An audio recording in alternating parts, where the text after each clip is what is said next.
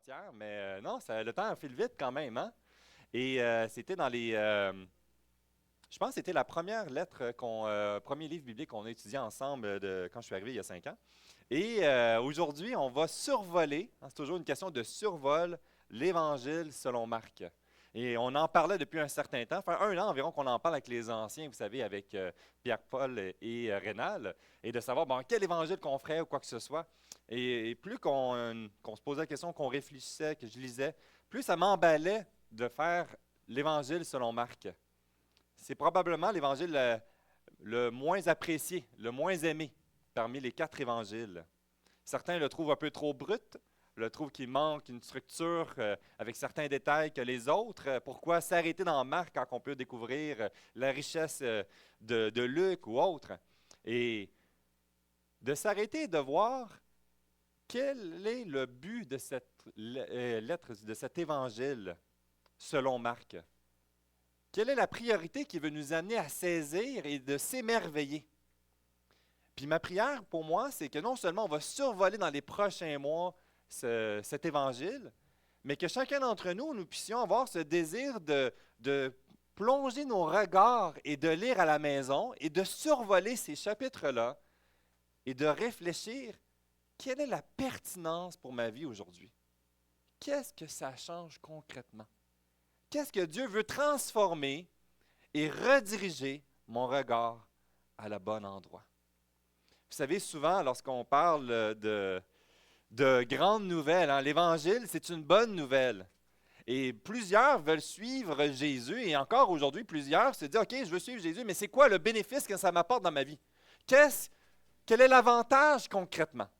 Puis vous savez, certains même entendent parler, oui, tu vas à l'église, tu vas, mais ultimement, là, à part tout ce que tu perds, c'est quoi le bénéfice que ça t'apporte? Tu dit, attends une minute, tu es en train de dire que tu es obligé d'aller à l'église, que tu es pogné là les dimanches, même quand il neige dehors, tu ne peux pas rester chez vous, tu ne peux pas coucher avec n'importe qui, tu n'as pas le droit de trafiquer tu payes tes taxes et tes impôts. Qu'est-ce que c'est ça, cette affaire-là? C'est quoi le bénéfice de vouloir suivre Jésus?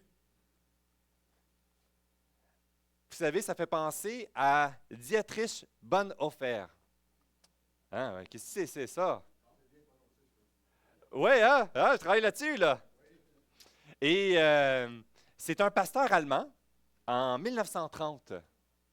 Vous savez, juste avant la Deuxième Guerre mondiale, où que la pression commence à monter en Allemagne. Et la pression augmente de plus en plus aussi auprès des églises. Et la plupart vont devoir se conformer à ce très cher éclair qui arrive au pouvoir. Les églises, s'ils veulent la paix, doivent se soumettre à la direction du parti. Et s'ils veulent s'opposer, mais ils savent que leur vie est comptée. La pression des autres pasteurs auprès de Bonhoeffer en Allemagne lui dit « Tais-toi et prends le chemin de la paix pour le bien-être de l'Église et même de l'Évangile. » Mais il va refuser de se taire face à l'injustice. Il va refuser d'abandonner ceux qui sont persécutés. Un film a été sorti, je pense que j'en ai parlé l'année passée, un film a été sorti récemment sur le producteur Angel aux États-Unis. Très intéressant, sur sa vie. Et ultimement, ce qu'il partage, c'est pas comme ça qu'on protège l'Évangile et qu'on protège l'Église. C'est pas comme ça que les choses vont changer. Il choisit donc un chemin et de vouloir rester intègre à comment il vit l'Évangile, en acceptant tout d'un coup le déclin de son ministère, à un certain sens, l'appréciation. Il va même à un moment donné se rendre aux États-Unis pour fuir. Je n'ai pas les détails exactement, ce serait intéressant de voir. Et rendu aux États-Unis, il est protégé dans un contexte. Et les gens vont lui dire, reste là! Tu es bien, tu vas pouvoir rayonner ton ministère aux États-Unis. Et après quelques semaines, la conviction, il dit, non, non, non, ça n'a aucun sens. Je ne peux pas parler de ma foi dans un endroit qui n'a rien à perdre. Ben voyons donc. Il retourne en Allemagne. Qu'est-ce qui se passe rendu en Allemagne? Il se fait arrêter. Et finalement, quelques semaines avant la fin de la guerre, il se fait exécuter. Les gens autour de lui disent à quel point c'était inutile et le mauvais chemin qu'il a pris. Quelle vie gâchée. Et si ce n'était pas la plus belle des vies qu'il a vécues? Je ne suis pas en train de dire, vivons tous de la sorte et cherchons l'endroit où est-ce qu'on va être sûr qu'on va mourir dans le monde. Ce n'est pas ça qu'on est en train de dire. Mais ce qu'on est en train de dire, ce qu'on est en train de découvrir, puis ce qu'on va découvrir dans cet évangile selon Marc, c'est que le chemin qui nous semble parfois incompréhensible ne veut pas nécessairement dire que c'est un mauvais chemin. Le chemin où est-ce qu'il semble qu'on a des choses à perdre, peut-être qu'il est en train de vouloir nous amener à un endroit où on a bien plus à gagner. Dans cette conviction qu'il avait, on va découvrir quelque chose de riche et de merveilleux à travers cet évangile. Pour ma vie, pour ta vie à toi. C'est pour ça qu'aujourd'hui, on fait juste une introduction. On va s'arrêter puis se poser la question, qu'est-ce que c'est ça, cet évangile-là, selon Marc? Quand je lis, bien, qu'est-ce que ça veut nous amener à comprendre? Qui est cet auteur? Et on va l'explorer ensemble et par la suite, dans les prochains mois, on va survoler un chapitre à la fois afin de remettre en lumière l'objectif de ce que Dieu veut nous révéler à travers l'Évangile selon Marc. Et vous savez, aujourd'hui, on va commencer par une grosse section, le verset 1 du chapitre 1. C'est la seule prédication que je prends juste un verset. Par la suite, on va y aller par plus gros blocs. Parce que c'est l'objectif, c'est un survol. Mais certainement que la richesse, puis c'est pour ça que des fois, quand on enseigne, on peut prendre quelques versets, puis s'émerveiller de cette section-là. Le verset 1 du chapitre 1 nous dit « Commencement de l'évangile de Jésus-Christ, Fils de Dieu ». C'est le point de départ culminant qu'on va explorer ensemble et que c'est sur ce point que ce fameux Marc veut nous amener à commencer cette histoire bien unique. Mais vous savez, avant de se lancer dans cette histoire, il faut se poser cette question honnêtement. Qui est ce fameux témoin de l'histoire? Qui est ce Marc? Plusieurs se posent la question, même et lorsqu'on prend le temps de lire, on découvre qu'on a tendance à élever les apôtres de Jésus, les 12 disciples, avec leur autorité, les témoins oculaires visibles qui ont accompli de grandes choses. Et lorsqu'on cherche Marc, on dit, mais ce n'était pas l'un des 12 apôtres. Pourquoi je perdrais mon temps à lire l'Évangile de Marc s'il n'est pas un des grands hommes que Dieu a utilisés? Et en cherchant, on peut se poser la question, mais qui est Marc? On découvre dans cet argumentaire que lorsqu'on regarde, le nom de Marc était vraiment pas populaire à l'époque. C'est comme un brulotte au lac Saint-Jean. On découvre qu'il y en a très peu. Si vous entendez parler brulotte, mais c'est ma famille. On a découvert un autre brulotte au lac Saint-Jean. On s'est dit, hey, ça doit être un cousin de la fesse gauche quelque part. Vous savez, ici, dans cette époque-là, il y avait très peu de marques. Puis on dit qu'il y avait connu, là, dans les listes, 7 marques juifs. Là, tu dis, wow, ça shrink grandement. Et on en connaissait un qui était chrétien, un juif chrétien. On le découvre dans les Écritures, mais aussi on le découvre dans les écrits aussi historiques qui font référence à ce Marc-là. On découvre déjà dans le 2e et 3e siècle différents historiens ou des écrits de grands théologiens de l'époque qui étaient renommés et réputés, qui vont utiliser comme référence pour parler de ce fameux Marc. Marc qui était aussi appelé Jean ou appelé Jean-Marc. Alors là, ça nous aide à pouvoir dire, OK, attends une minute, voici cette personne que finalement on va entendre à quelques reprises, mais fait référence à cette même personne. Et vous savez quoi? L'Évangile selon Marc, mais il n'était pas appelé au début, l'Évangile selon Marc. Il n'y avait pas de nom. Il ne se nomme pas pour autant. Alors certains vont dire, ah, on ne devrait pas lire cet Évangile-là, on ne sait même pas c'est qui.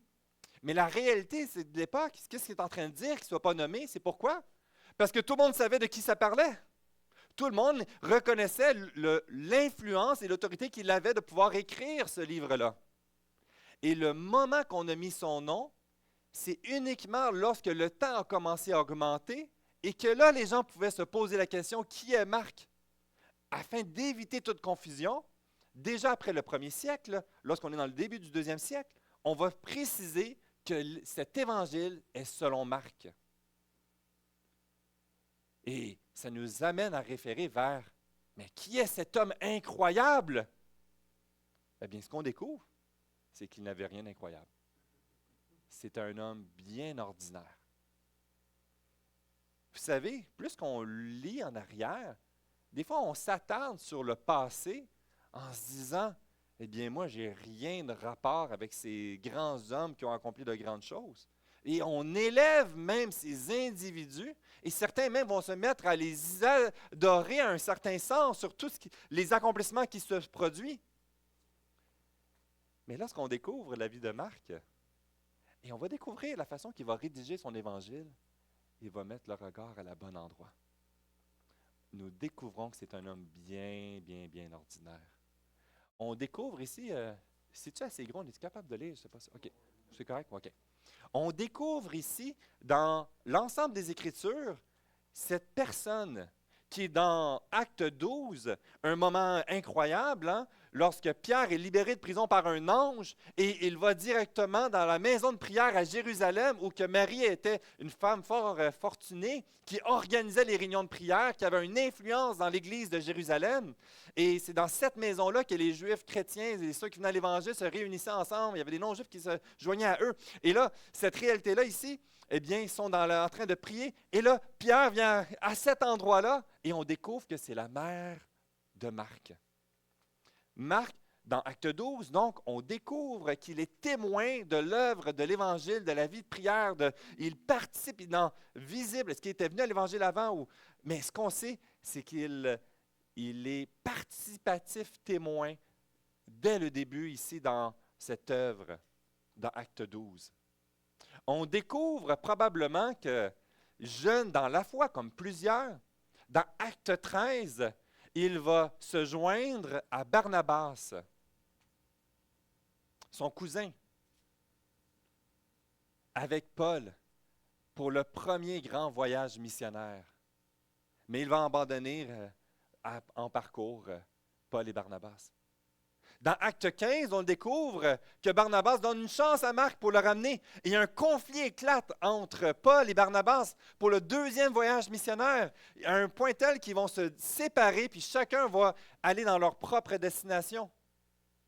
Et dans Philémon, dans Colossiens et 1 Pierre 5, on découvre une restauration de Marc auprès de Paul, et il devient un collaborateur proche de Pierre.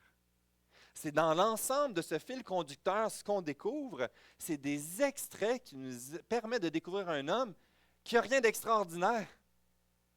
On le voit s'élever, foncer, tomber, reculer, se relever et avancer. C'est un extrait de sa vie et on va découvrir à travers cela que non seulement c'est un homme bien ordinaire, mais on voit l'œuvre de l'Évangile qui va produire un cœur humble. L'humilité à travers les échecs. L'humilité de reconnaître qu'il n'est pas un super-héros. Et ce qui est intéressant, ça va nous amener dans l'une des teintes, quand on va lire Marc, qui a ce regard en arrière. Loin de là, dans le but d'élever les apôtres. Et on pense même, on va le parler un peu tantôt, mais ça va nous amener que ce qu'il a vécu, les apôtres aussi l'ont vécu. Nous l'avons tous vécu, cette réalité. Nous ne sommes pas des super-héros. Nous avons tous tombé dans des moments dans la vie et nous allons encore tomber. Et nous pourrons soit demeurer dans la honte, la culpabilité, la fuite, ou goûter à travers l'humilité notre besoin de redécouvrir qui Jésus est pour nous, pour moi et pour toi. C'est à travers ce schéma ici qu'on découvre que cet homme qui a rédigé cet évangile, l'évangile, mais selon Marc, à travers cette chute, va découvrir ce besoin d'humilité de découvrir l'évangile.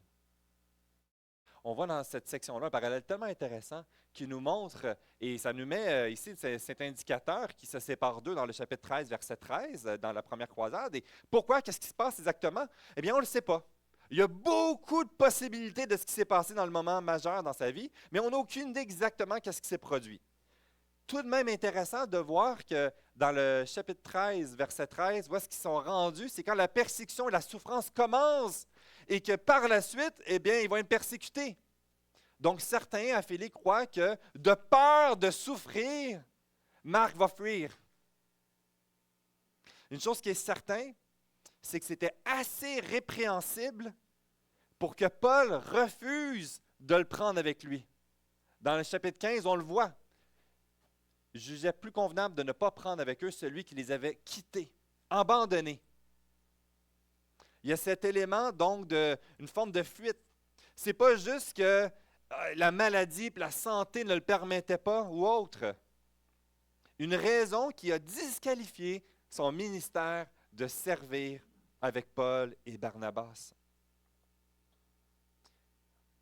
Vous savez, souvent, on pourrait juste s'arrêter là et nourrir en élevant les héros et en méprisant ceux qui tombent et nourrir dans notre propre cœur toute la culpabilité lorsque j'ai tombé. Et cette histoire, c'est un appel à découvrir une œuvre que Christ veut faire de restauration. Et ce qui s'est produit dans la vie de Marc, c'est une restauration qui a été possible uniquement par l'œuvre de l'Évangile dans sa vie. On découvre, bien des années plus tard, qu'il réapparaît, Marc, d'une façon bien significative. Il devient un collaborateur, selon Philémon, verset 24. 2 Timothée 4, 11, Paul dit « Prends Marc et amène-le avec toi, car il m'est utile pour le ministère. » Dans 1 Pierre, chapitre 5, il nous dit ici qu'il est, qu'on le voit après dans le ministère de Pierre, qu'il est reconnu pour sa fidélité à travers une œuvre de restauration après être tombé. Il va devenir un instrument dans les mains de Dieu et les autres vont reconnaître et célébrer ce que Dieu fait dans sa vie et la bénédiction qu'il est dans la vie des uns et des autres. Ce qu'on découvre ici, dans cette réalité, c'est par laquelle chacun d'entre nous, tôt ou tard, nous allons aussi passer. Parfois, quand on vient à l'Évangile, on est tout feu, tout flamme, on est super excité et on est prêt à défoncer tous les murs. Mais quand on mange un mur d'en face, puis qu'on saigne du nez, c'est un peu moins le fun. Quand ça fait 2-3 murs, là, puis qu'il manque des dents, là, à un moment donné, on dit, là, je suis écœuré. C'est assez. Puis c'est là que l'œuvre de l'Évangile veut opérer dans ta vie, pour redéfinir notre identité et sur quoi repose la véritable joie d'avancer. Qu'est-ce que Dieu veut nous amener à comprendre à travers cet Évangile? Ce qu'on découvre dans le but de cette histoire, et c'est cet appel à redécouvrir dans cette origine, dans ce fondement. Il va être intéressant de voir que la structure que Marc va prendre en soi est directement impactée par l'influence de l'investissement de Pierre dans sa vie. On découvre un protégé de cœur, de ministère, qui va passer du temps auprès de Pierre. Et on pense que probablement que c'est un bébé dans la foi de Pierre, lui-même qui va le dire à un certain sens. Mais on croit aussi qu'après être tombé, et après la restauration, après le deuxième voyage, qu'il est fort possible que Pierre se soit investi dans sa vie et l'a utilisé. Et ça a eu un impact de voir l'Évangile et les encouragements de Pierre dans la vie de Marc. On découvre, c'est intéressant, que même dans le récit de Pierre, on découvre une structure de Marc à travers celle-ci. Et fort probablement que, bien qu'il n'était pas le témoin oculaire, il a baigné dans les témoignages et les enseignements de Pierre en soi. On voit dans Acte 10, verset 36-40, qui nous dit, c'est Pierre qui dit ça. Il a envoyé la parole aux fils d'Israël en leur annonçant la paix par Jésus-Christ, qui est le Seigneur de tous. Vous savez ce qu'il est arrivé dans toute la Judée, après avoir commencé en Galilée, à la suite du baptême que Jean a prêché. Vous savez comment Dieu a oint du Saint-Esprit de force Jésus de Nazareth, qu'il allait de lieu en lieu, faisant du bien et guérissant tous ceux qui étaient sous l'empire du diable, car Dieu était avec lui. Nous sommes témoins de tout ce qu'il a fait dans le pays des Juifs et de Jérusalem. Ils l'ont tué en le pendant au bois. Mais Dieu l'a ressuscité le 3e jour et il a permis qu'il apparût. C'est un résumé du survol de l'Évangile selon Marc, dans la façon qu'il commence, dans la structure vers où il nous amène et le point culminant dans Marc 14 à 16. On découvre cette réalité de l'importance qu'à travers cet évangile que Marc va rédiger, puis on voit la façon que Saint-Esprit va amener pour nous révéler des choses, mais avec la couleur de Marc qui nous amène sur cette facette-là, il va vouloir nous mettre le regard à la bonne endroit, nous mettre des mises en garde et frapper sur 3 objectifs, 3 grands thèmes. Le premier thème, découvrir l'identité divine et royale de Jésus. Premier thème qu'on va explorer ensemble, l'identité divine et royale de Jésus. Et l'Évangile, selon Marc, est très dérangeant parce qu'il va nous le montrer sous forme argumentative, sous des preuves pour nous convaincre progressivement, étape par étape. L'Évangile, selon Marc, ne se veut pas de « voici la bonne nouvelle, la réponse et tous les éléments et nous verrons par la suite comment ça se manifeste ». Il construit les morceaux volontairement, progressivement, pour nous montrer à la fin l'évidence de sa divinité, de sa royauté, même s'il passe par le chemin d'un serviteur souffrant. C'est pour ça qu'il y a un côté très dérangeant, parce que l'accent est beaucoup mis sur l'aspect de Christ serviteur, Christ qui doit souffrir, la réalité de la souffrance de ceux qui veulent le suivre, la réalité de l'humilité à travers le service, comme Christ est venu servir. Il y a un concept qui était dérangeant et continuellement, il va le montrer afin de construire progressivement le fil conducteur. Puis vous savez, le plan, dans la façon que Dieu amenait déjà, il y avait cette révélation progressive. Dans l'Ancien Testament, il montrait la gravité du péché, il montrait le besoin d'une solution, et ça devait créer en nous la recherche de dire « j'y arriverai pas par moi-même ». Et il pointait continuellement en l'expliquant progressivement jusqu'au point culminant de Christ, que lui seul peut l'accomplir. Dans le deuxième thème central qu'on va découvrir ici, dans le but que Marc veut nous rendre conscients de l'immense privilège qu'on a, le caractère surnaturel du discipulat centré sur Jésus. Un disciple qui veut suivre Jésus. Un disciple en discipulat, de se reproduire.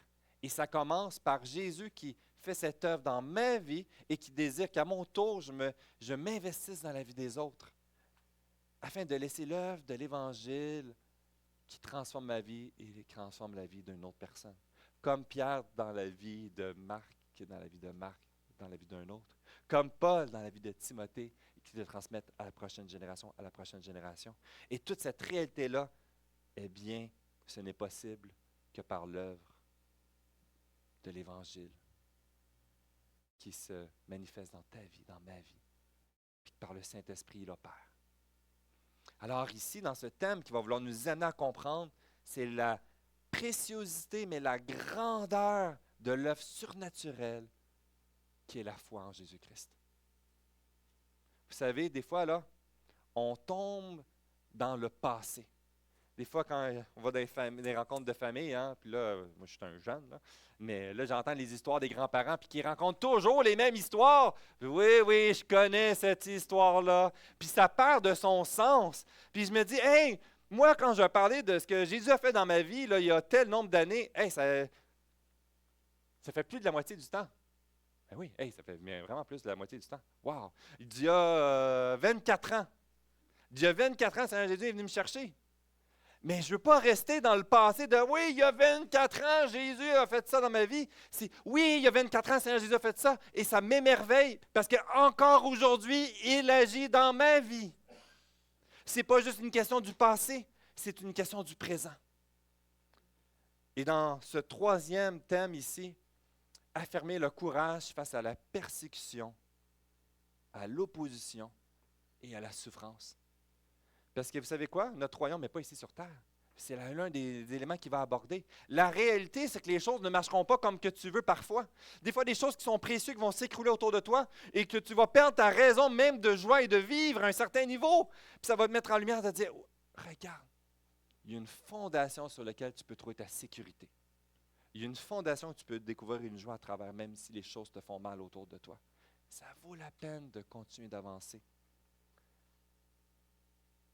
Parce qu'il veut que tu gardes le regard vers où il est en train de t'amener. C'est pour ça qu'ici, on va découvrir dans cette trame narrative qui nous amène étape par étape.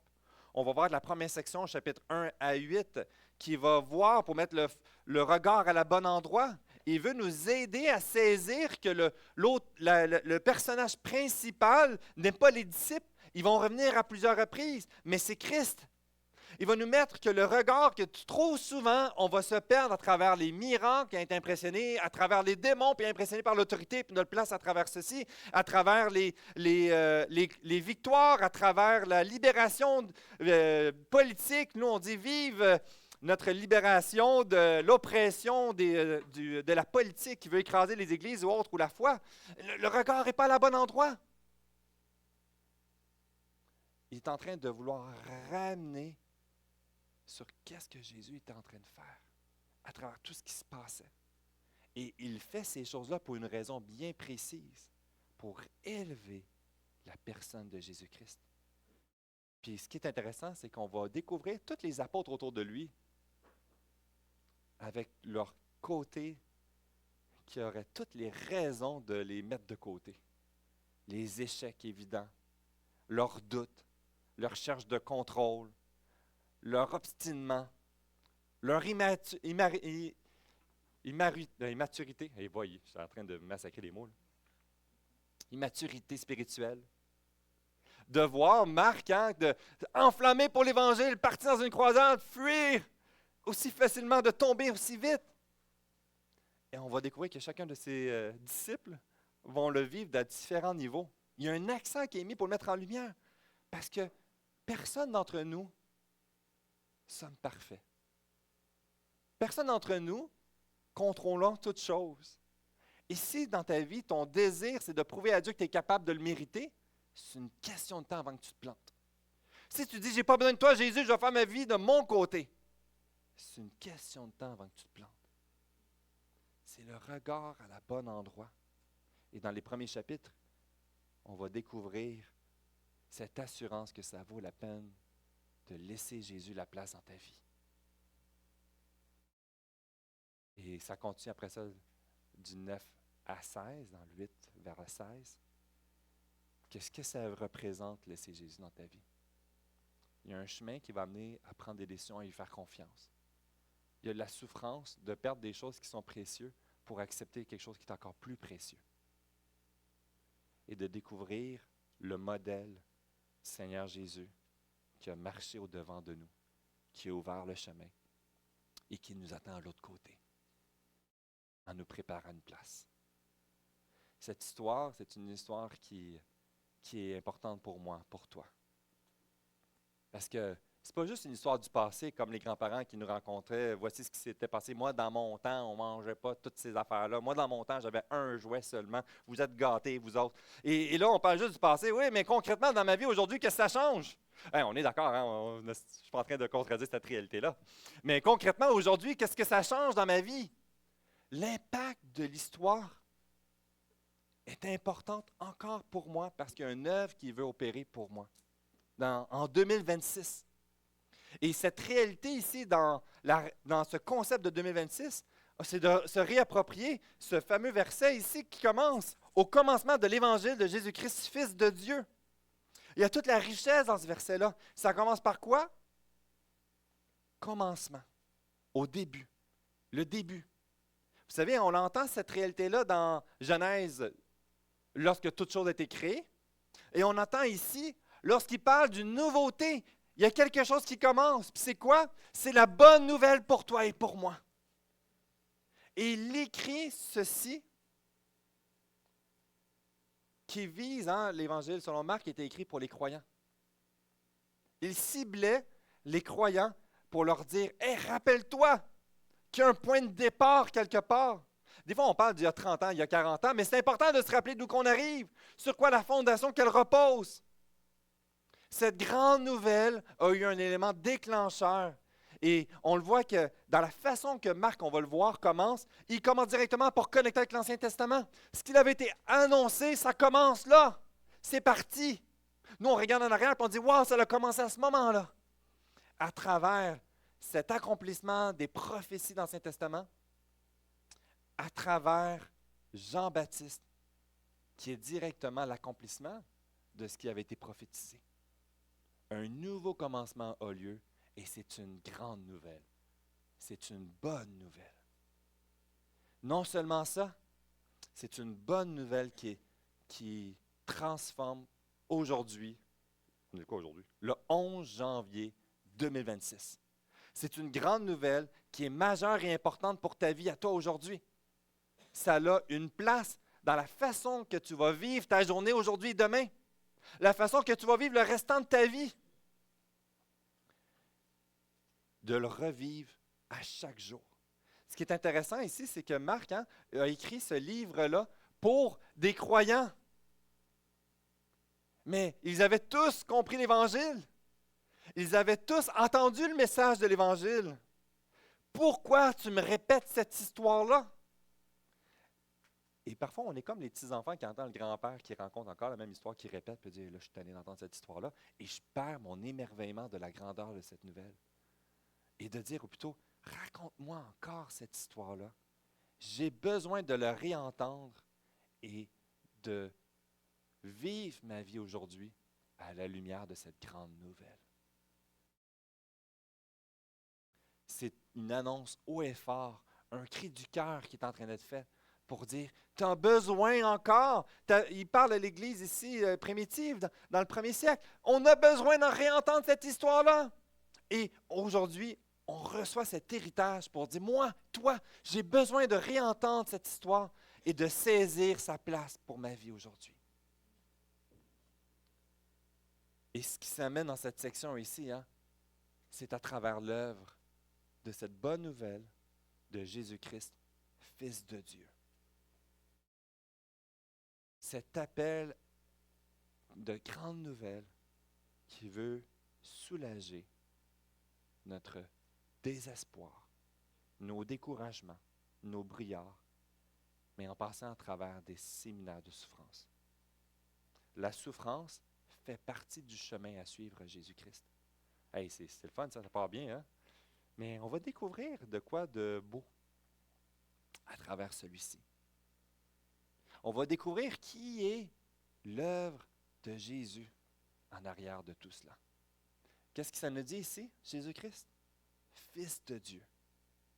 Puis ce qui est intéressant, c'est que les rois, certains rois dans l'Ancien Testament, où on peut le découvrir dans le psaume 2,7, dans 2 Samuel 7,14, étaient appelés fils de Dieu. C'est un terme qui était connu pour dire représentant de Dieu sur terre.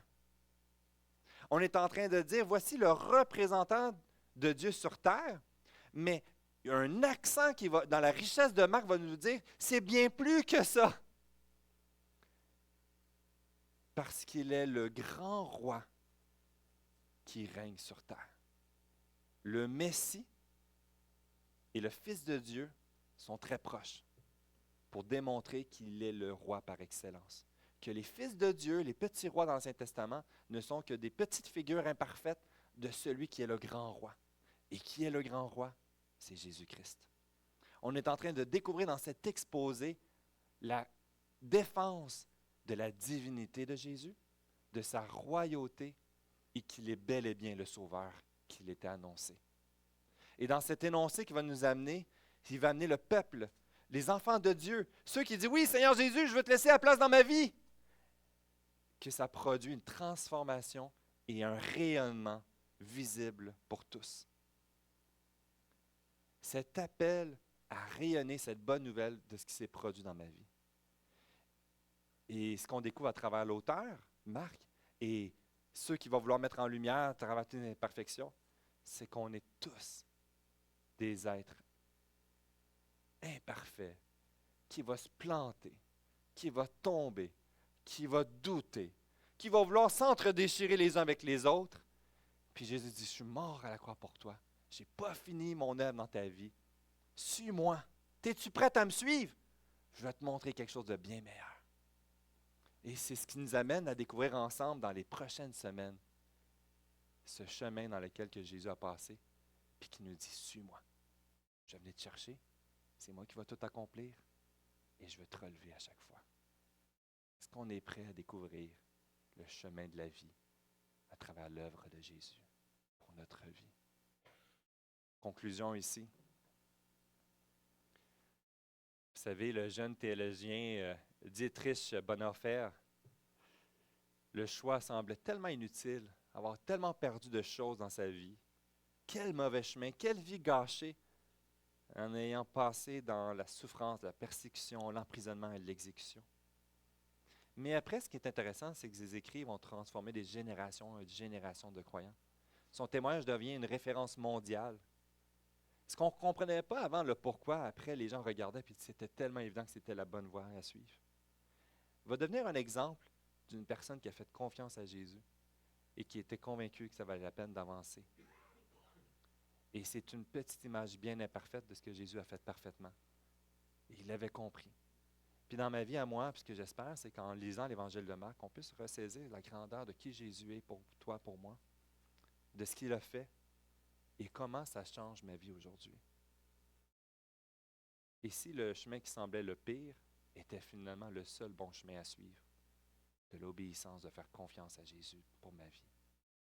Je vais inviter l'équipe de louange et j'aimerais nous inviter à prier ensemble afin qu'à la lumière de cet évangile, nous puissions considérer la place. À travers tous les doutes peut-être et les questions ou les découragements, toute la liste des choses que je ne suis pas prête à faire confiance à Jésus ou que je ne comprends pas ou voici tout ce que je risque de perdre. Et si la grande nouvelle de l'Évangile voulait m'amener à quelque part de bien meilleur?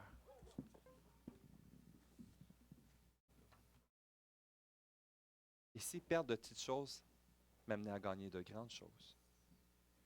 Et si, à travers toute la culpabilité, la honte de mes échecs, Seigneur Jésus voulait te redévelopper, te relever, pour dire, tu n'es pas parfait, mais moi je suis parfait, je l'accomplis à la croix. Suis-moi et relève-toi. Prions. Père Céleste, merci d'avoir permis cette bonne nouvelle de Jésus, qu'elle parvienne jusqu'à nous aujourd'hui. Et qu'à travers la lecture de cet évangile selon Marc, on puisse redécouvrir cette histoire qui s'est produite il y a 2000 ans, qu'elle a changé des vies, relevé des personnes, révélé des mensonges du cœur. Et que cette œuvre puisse s'opérer dans la vie de chacun d'entre nous aujourd'hui. Je ne mérite pas de te parler. On ne mérite pas ici de se réunir ensemble pour toi. Mais on le fait parce que c'est toi qui as établi ce chemin. C'est toi qui étais patient à l'égard de chacun d'entre nous, qui a trouvé bon et qui prend plaisir à nous relever. Ah Seigneur Dieu, on veut s'émerveiller de qui tu es, de ce que tu fais encore aujourd'hui. Viens nous consoler dans nos épreuves. Viens ébranler et arracher les barrières du doute dans notre esprit. De découvrir ton chemin et de découvrir à quel point qu'il est le seul et unique bon chemin à suivre pour notre vie. Ah Seigneur Dieu, on veut t'adorer. Merci pour qui tu es. Merci pour ce que tu as fait et merci aussi pour ce que tu continues de faire aujourd'hui et de ce que tu vas faire demain. Amen. Levons-nous ensemble et